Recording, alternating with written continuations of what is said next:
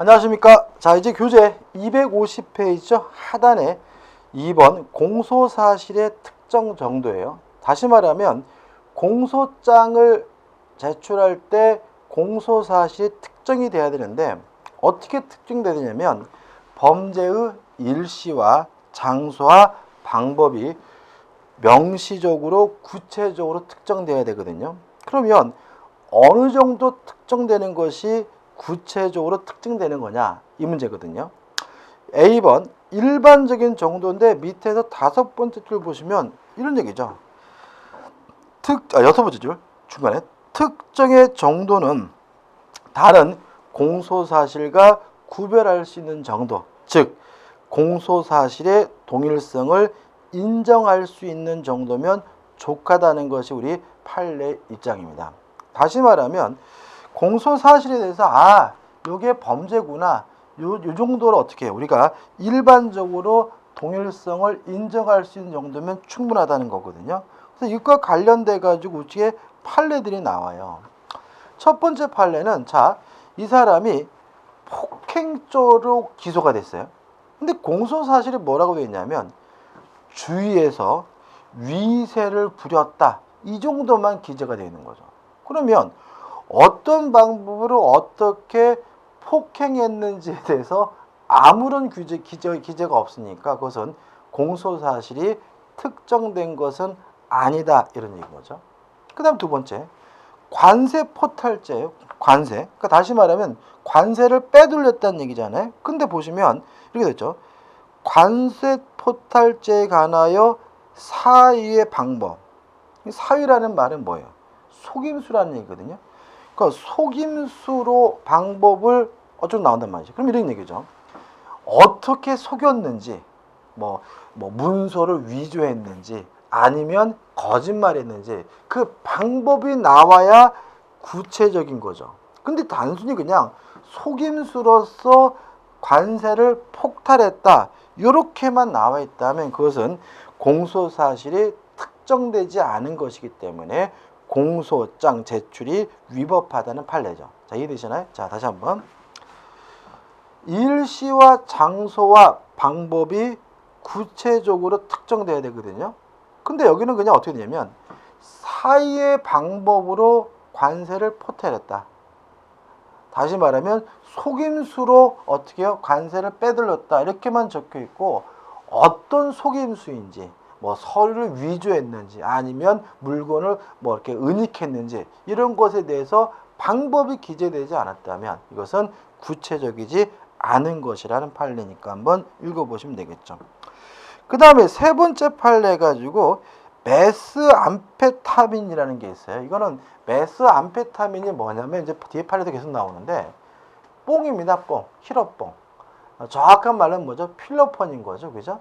자, 이건 이런 얘기죠. 우리가 보통 이제 마약 범죄의 경우에는 마약을 언제, 어떤 시간에, 어떤 장소에서 어떤 방법을 했는지를 구체적으로 적기가 굉장히 힘들어요. 그죠?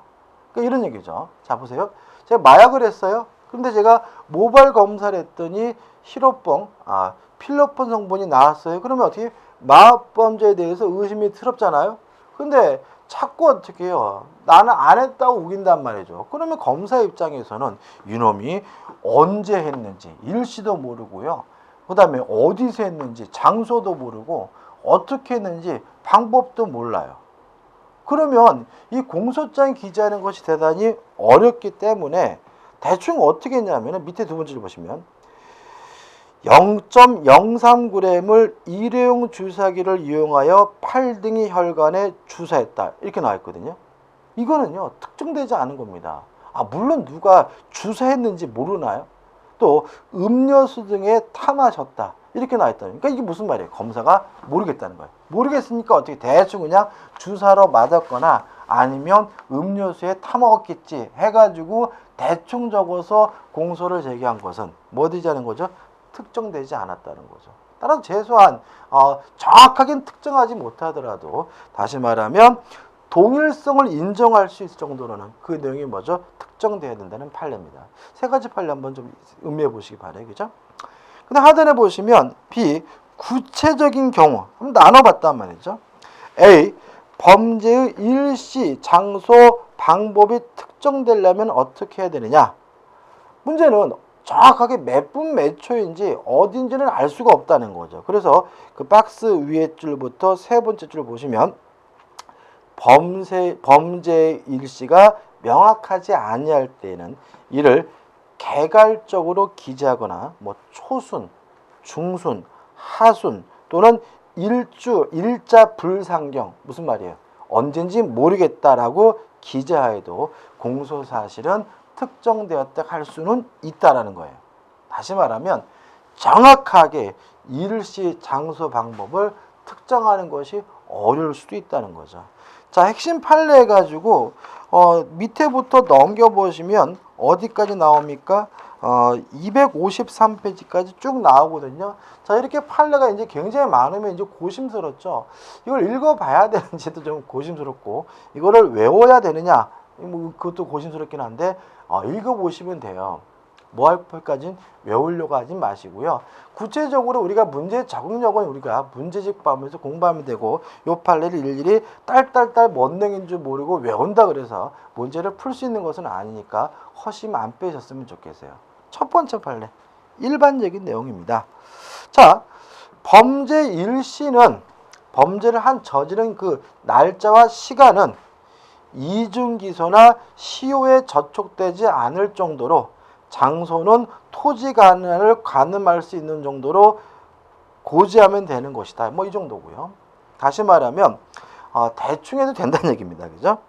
그 다음에 또 두 번째 판례 방금 봤죠? 만약에 명확하지 않다면 뭐 초순경이다, 그죠? 하순경이다, 또 일자를 모르겠다 이렇게 기재해도 어떻게요? 상관이 없다는 것이고요. 그 다음에 세 번째 판례는 방금 말씀드린 것처럼 필로폰을 모바일 검사를 통해 가지고 그 사실이 확인됐는데, 피고인이 만약에 나는 죽어도 안 했다라고 어떻게요? 부인한다면, 넘겨보시면 검사는 확인할 방법이 없으니까 결국은 일정 범위 기간 내로 기재해 가지고 장소는 잘 모르겠다라고 기재하더라도 뭐죠? 특정되었다고 보아야 한다, 이런 얘기인 거죠.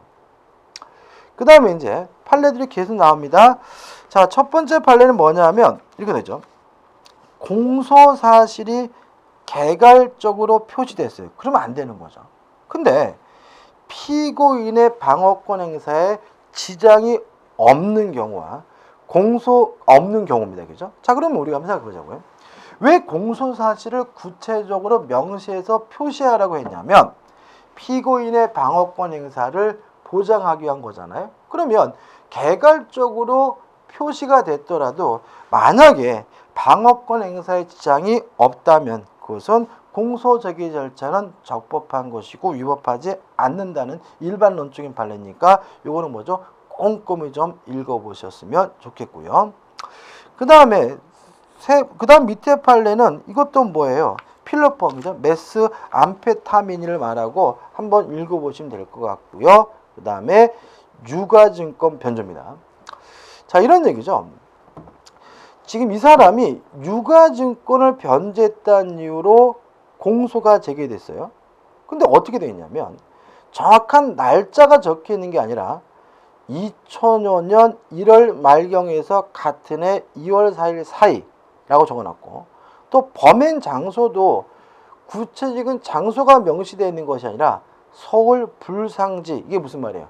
서울이긴 한데 어딘지 모르겠다는 거라고 적어놨고, 또 범행 방법을 어떻게 했는지 모르겠고 그냥 불상의 방법, 다른 말로 하면 어떻게 해요? 알 수 없는 방법이죠. 방법으로 수취인의 기재를 삭제했다, 이렇게 적어놨단 말이죠. 이 정도는 뭐죠?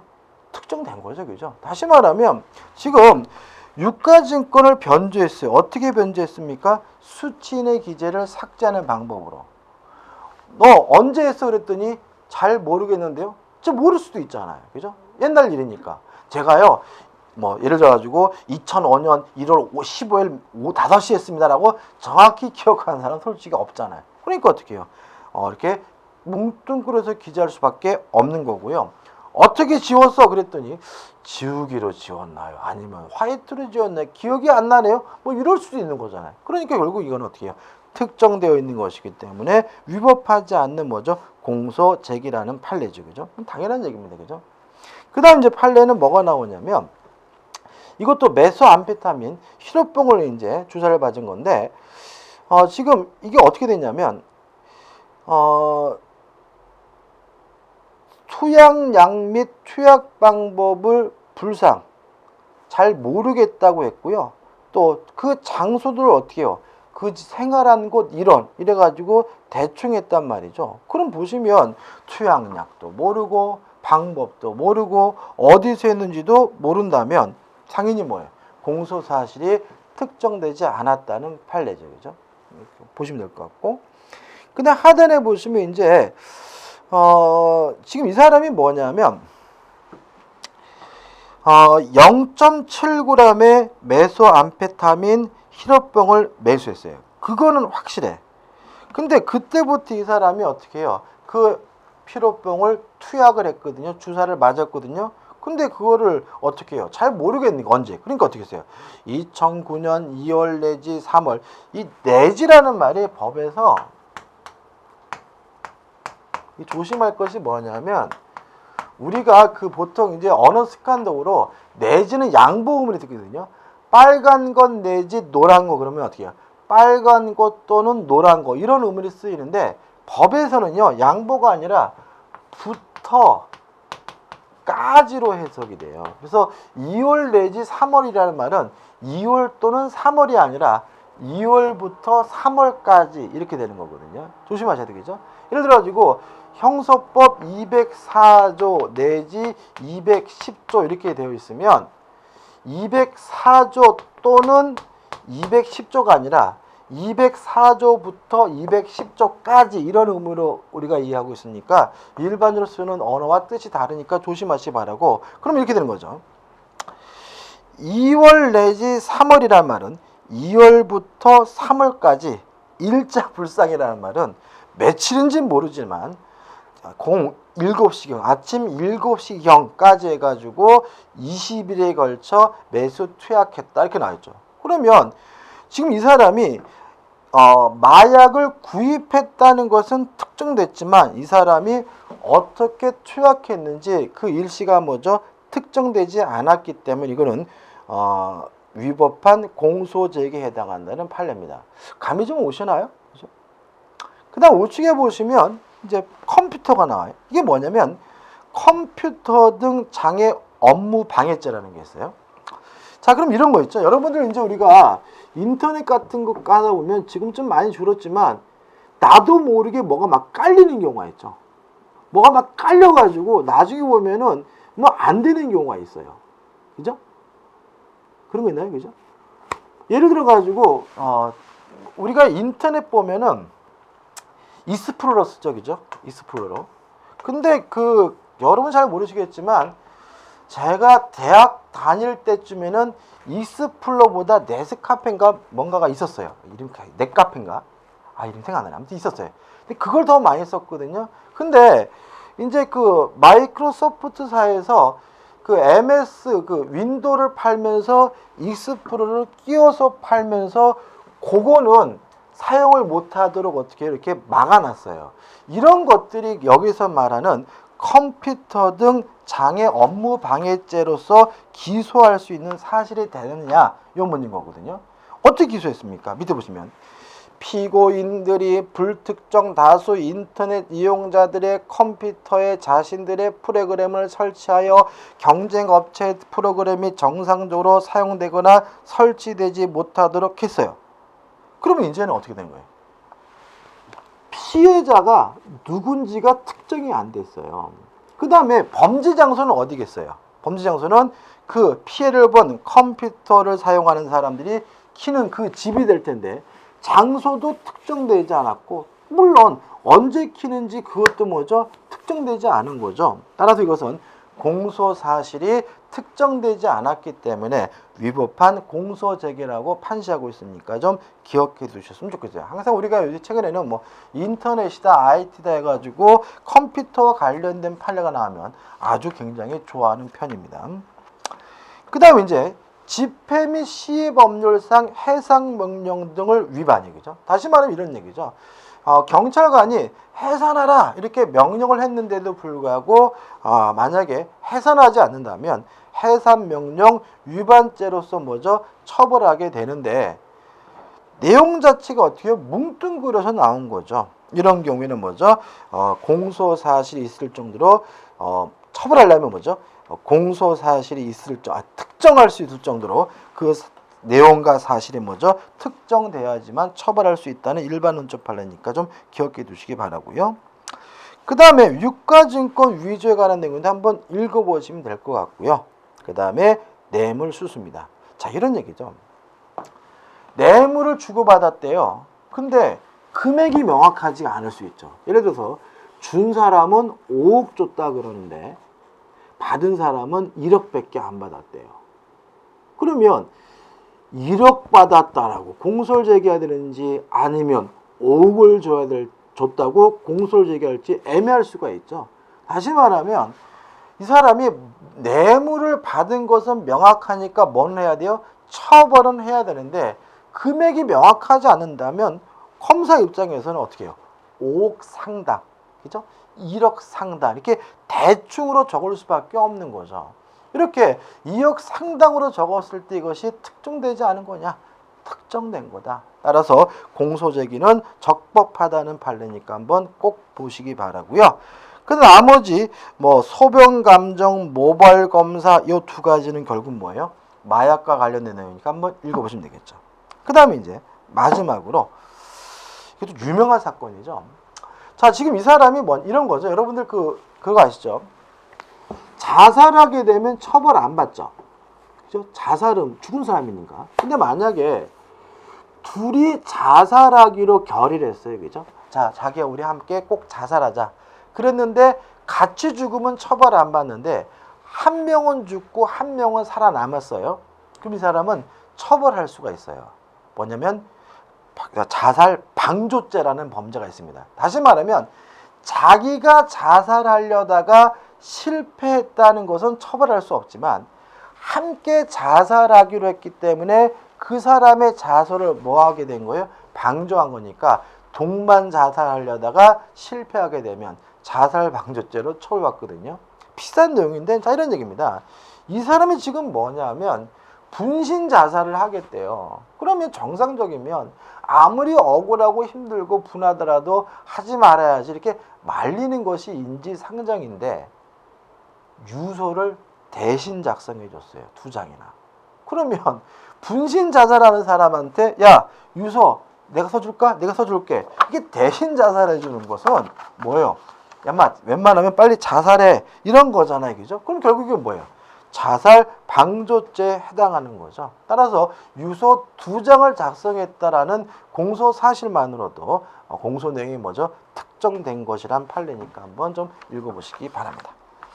자, 넘겨보시면 이제 비해가지고 피해자의 피해품도 일시와 장소, 방법, 목적 등에 의해 특정될 수 있도록 기재를 해야 됩니다.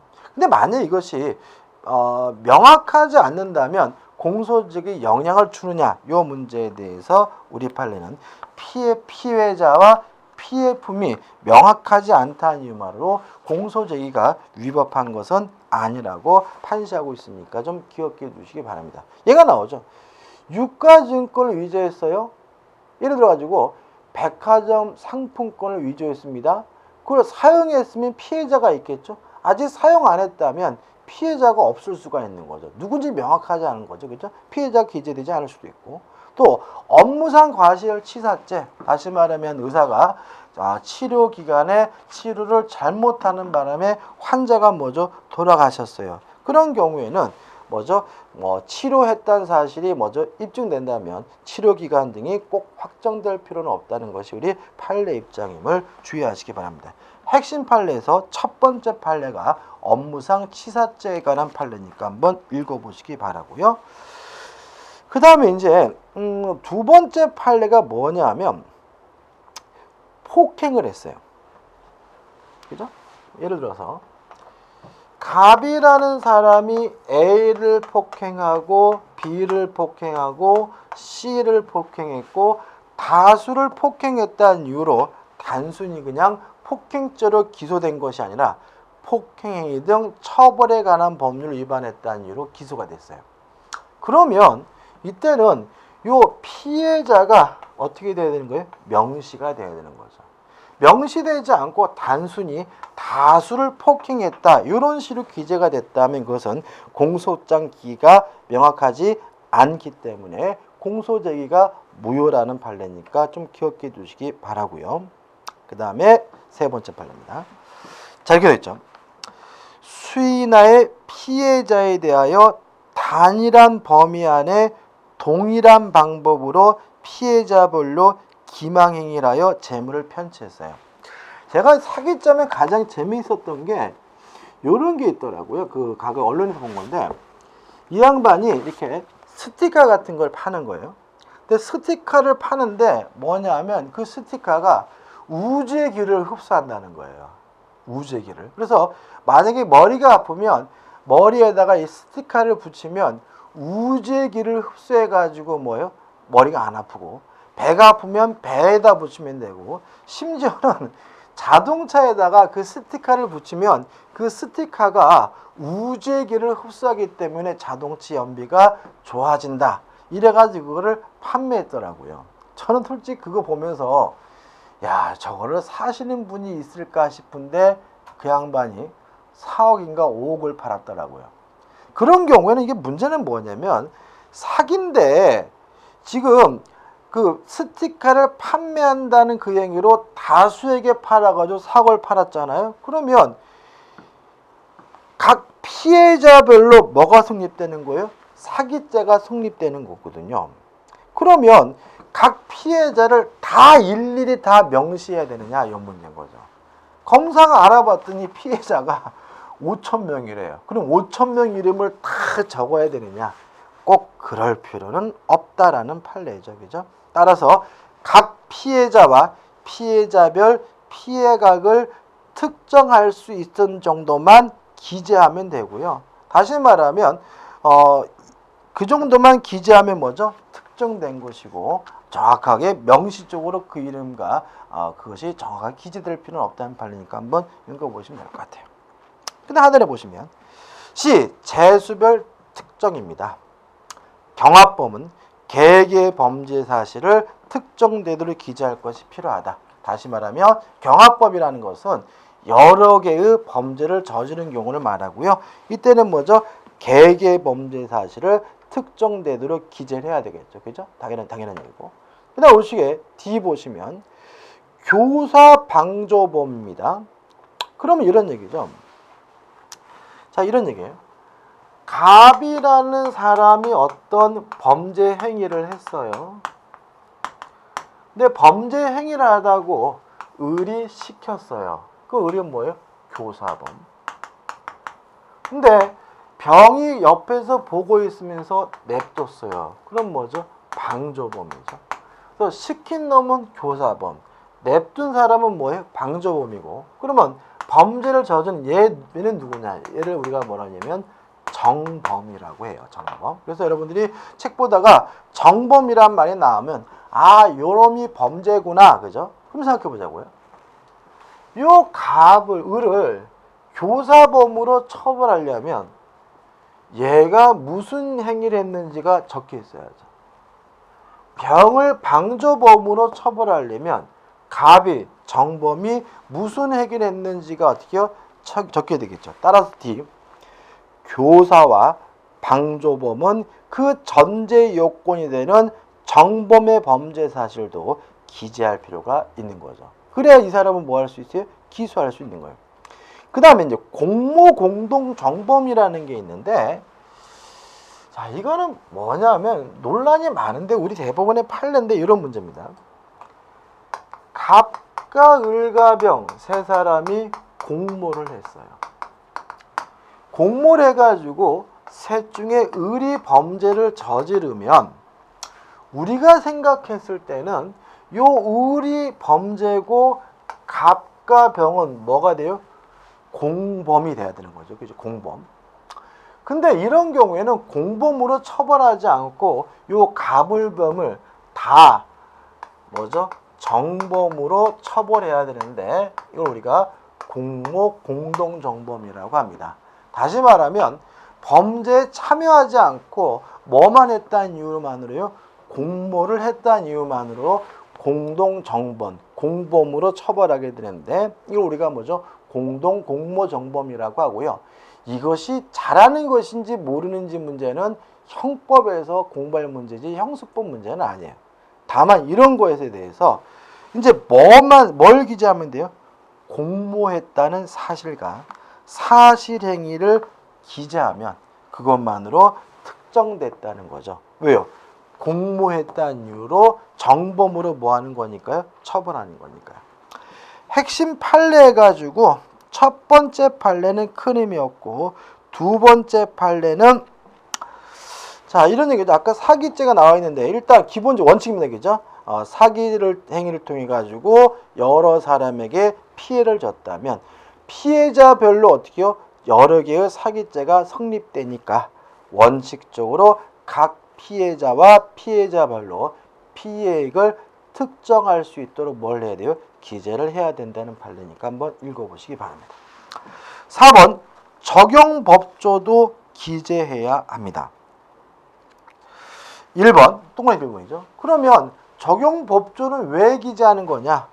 공소 범위를 다시 말하면 소송의 범위를 확정하기 위한 보조 기능에 불과한 거죠. 그래서 판사도 어떻게 법조문을 다 알고 있다는 이유에서 전제를 하고 있기 때문에 만약에 법조를 기재하지 않았거나 또는 잘못 기재했더라도 공소 제기에는 영향이 없다는 거 기억해 두시기 바라고요. 2번 다만 문제가 되는 것은 뭐냐면 제명이나 적용법조 전부가 다 빠져버렸어요. 그러니까 적으라고 했는데 하나도 안 적었어요. 또 핵심 부분이 기재되지 않았다면 그것은 적법한 공소제기가 아니니까 판사는 공소 기각 판결을 해야 된다는 거 꼭 기억해 두시기 바랍니다.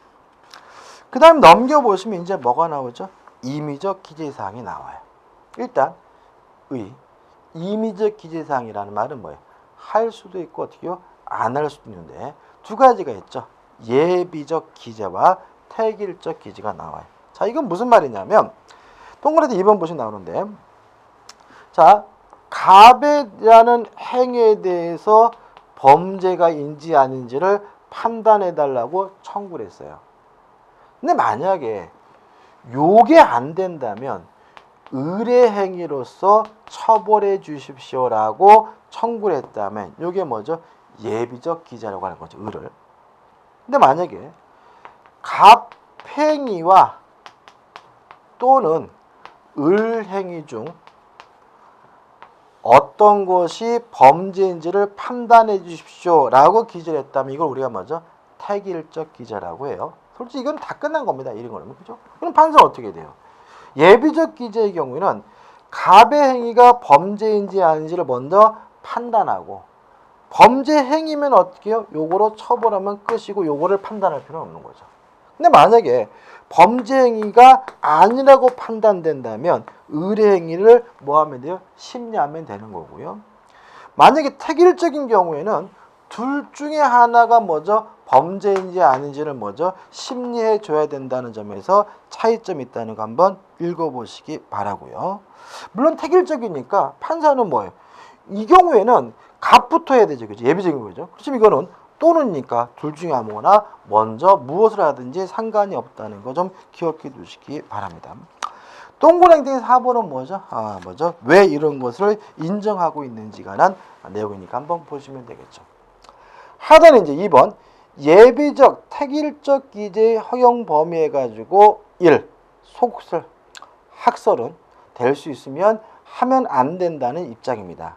다시 말하면 원래는 허용되진 않지만 동일성이 인정되는 경우에 예외적으로 허용돼야 된다는 것이 우리 학설의 입장인데 반해서 이 적극설 우리 판례는 동일성이 있는지 없는지 따질 필요 없이 예비적 기재나 또는 택일적 기재가 가능하다는 것이 우리 판례의 입장입니다. 우측에 법원의 심판 다 한 거예요. A. 예비적 기재. 그죠? 어떻게 합니까? 먼저 본의적, 그죠? 갑행위로 심사를 하고, 그게 아니면 뭐죠? 예비적 사실을 어떻게 심리하면 되고요. B. 택일적 기재의 경우는 둘 다 심판하되 무엇부터 먼저 판결할지는 뭐죠? 법원이 알아서 결정하면 되고요. 2번 심판의 순서도 같은 취지니까 한번 보시기 바랍니다. 4번 검사의 상고예요. 자, 이런 얘기죠. 자, 예비적 기재의 경우에는 요거 무죄인지 유죄인지 판단해 주십시오. 요게 유죄가 아니면 요걸 판단해 주세요. 라고 했더니 요게 유죄라고 판단한다면 검사는 굳이 상소할 이유는 없는 거죠. 근데 만약에 요거는 범죄가 아닌데 요거는 범죄다 라고 하는 경우에는 요때는 검사의 상소가 뭐 될 수 있어요? 허용될 수 있음을 주의하시기 바라고요. 그 다음 택일적 기재의 경우에는 둘 중에 하나 뭐가 범죄인지 판단해 주십시오라고 공소를 제기한 것이니까 법원이 둘 중에 하나를 아무거나 유죄를 인정했다면 더 이상 뭐 하지 못합니까? 상소하지 못한다는 점에서 차이점이 있으니까 기억해 두시기 바랍니다. 자, 이번 강의 여기까지 하고요. 다음 강의 때 이어가도록 하겠습니다. 감사합니다.